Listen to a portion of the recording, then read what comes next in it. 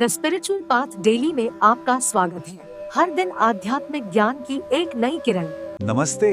आज हम सब मिलकर एक सफर पर निकलने वाले हैं। एक ऐसी जगह जो भारत के सबसे पवित्र तीर्थ स्थलों में तो है ही, पर साथ ही अपने अंदर कई गहरे रहस्य भी समेटे हुए हैं। जी हाँ, हम बात कर रहे हैं पुरी के जगन्नाथ मंदिर की। तो सबसे पहला और सबसे बड़ा सवाल जो किसी के भी मन में आता है वो यही है, आखिर ऐसा क्यों है कि भारत के इतने पावन मंदिर के देवताओं का स्वरूप इतना अलग, इतना असामान्य सा क्यों दिखता है? देखिए, आमतौर पर जब हम किसी मंदिर में जाते हैं तो देवी देवताओं की मूर्तियां कैसी होती हैं? पत्थर या धातु से बनी, बेहद सुंदर, एक एक अंग, एक एक भाव बहुत बारीकी से तराशा हुआ होता है ना? लेकिन यहाँ पुरी में सब कुछ अलग है। भगवान जगन्नाथ, उनके भाई बलभद्र और बहन सुभद्रा, इनकी मूर्तियां नीम की लकड़ी से बनी हैं।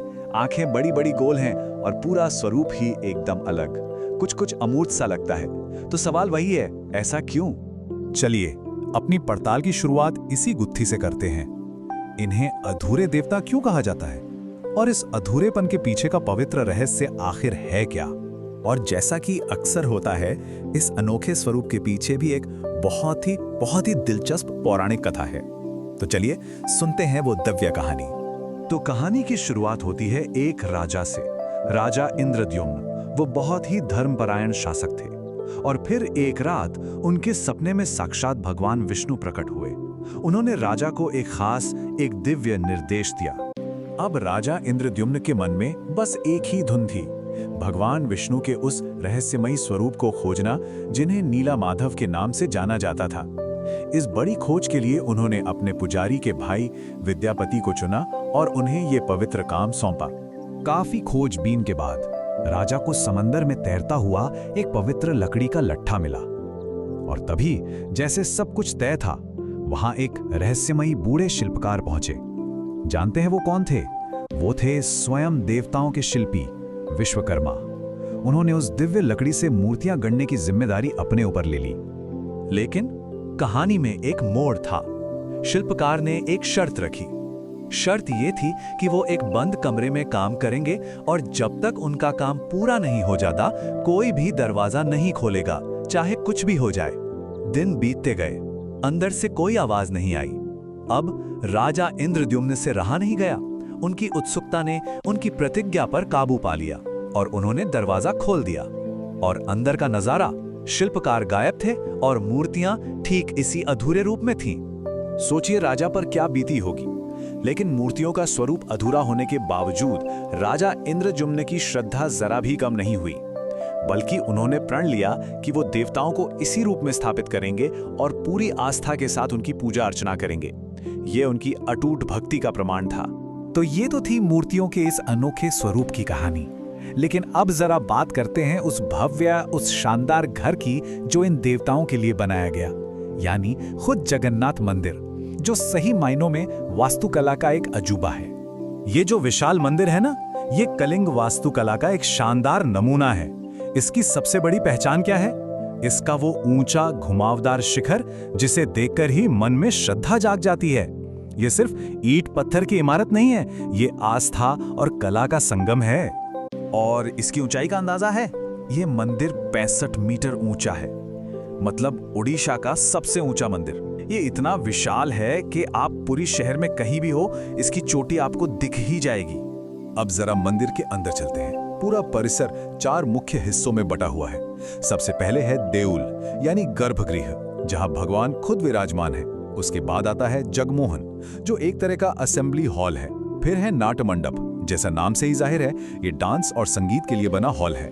और आखिर में है भोग मंडप, जहां भगवान को प्रसाद यानी भोग चढ़ाया जाता है। सिर्फ मंदिर ही नहीं, इसके चारों दिशाओं में बने 4 दरवाजे भी बहुत खास हैं। हर दरवाजे का अपना एक गहरा आध्यात्मिक मतलब है। ये चारों मिलकर जीवन के 4 जरूरी लक्ष्यों को दर्शाते हैं: धर्म, ज्ञान, ऐश्वर्य और वैराग्य। मतलब मंदिर में प्रवेश करते ही जीवन का सार समझ आने लगता है। अभी तक हमने जो भी जाना वो तो बस शुरुआत थी। इस मंदिर का सबसे बड़ा, सबसे गहरा रहस्य इसके देवताओं के स्वरूप में नहीं, बल्कि उनके जीवन चक्र में छुपा है। जी हाँ, आपने सही सुना, ये देवता जीवित माने जाते हैं और ये पुनर्जन्म भी लेते हैं। हर 12 से 19 साल के बीच यहाँ कुछ ऐसा होता है, एक ऐसी रस्म होती है जो इस मंदिर को पूरी दुनिया में सबसे अलग, सबसे अनूठा बना देती है।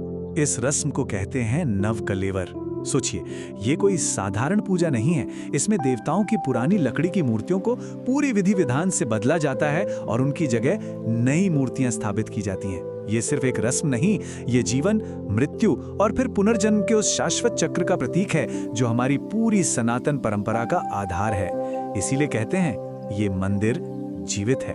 और अब बात करते हैं उस सबसे बड़े उत्सव की जिसका इंतजार करोड़ों लोगों को होता है। वो मौका जब भगवान खुद अपने गर्भगृह से बाहर निकलकर अपनी प्रजा से, अपने भक्तों से मिलने के लिए सड़कों पर आते हैं। जी हाँ, ये है विश्व प्रसिद्ध रथ यात्रा। इस दिन भगवान जगन्नाथ, भाई बलभद्र और बहन सुभद्रा तीनों अपने भव्य और विशाल रथों पर सवार होकर पूरे शहर का भ्रमण करते हैं। ये कोई छोटा मोटा त्योहार नहीं है, ये दुनिया का सबसे बड़ा रथ उत्सव है। लाखों करोड़ों लोग दुनिया भर से सिर्फ इन विशाल रथों को खींचने के लिए आते हैं, मानते हैं कि इससे मोक्ष मिलता है। और सबसे खास बात, ये वो एकमात्र मौका होता है जब कोई भी, चाहे वो किसी भी धर्म या देश का हो, अपने आराध्य को बिल्कुल पास से देख सकता है।